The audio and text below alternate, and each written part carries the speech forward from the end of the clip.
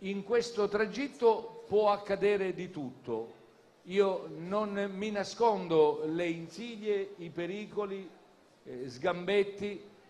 Vedete, c'è una frase bellissima del libro Il giorno della civetta di Leonardo Sciascia, quando si vuole spiegare all'ufficiale che arriva dal nord Italia quale sia la cultura del sospetto, che in Sicilia è molto più pericolosa della cultura della morte. Spiega il sottufficiale all'ufficiale continentale: veda capitano, in Sicilia se vogliono distruggere una persona prima la chiacchierano e poi dicono è chiacchierata.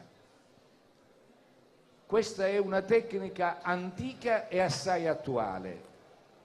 Non potendomi colpire, perché la mia è una storia di coerenza, di trasparenza improntata ai doveri costanti, non potendomi colpire,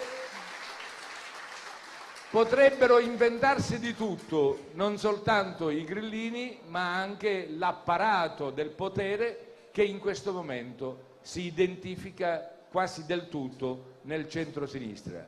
Ma se ognuno mantiene le regole del gioco leale, io sono convinto che il 6 di novembre potrò consegnare a questa comunità e a chi non c'è più, il piacere di aver assunto la guida di una regione che è straordinaria, che è unica, se volete, non è una esagerazione in senso apologetico.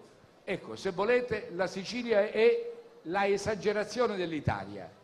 Direttore, nel bene e nel male la Sicilia è l'esagerazione dell'Italia. Quello che nella penisola è brutto, in Sicilia è bruttissimo. Quello che nella penisola è bello, in Sicilia è bellissimo. Noi non sappiamo, non conosciamo la via di mezzo.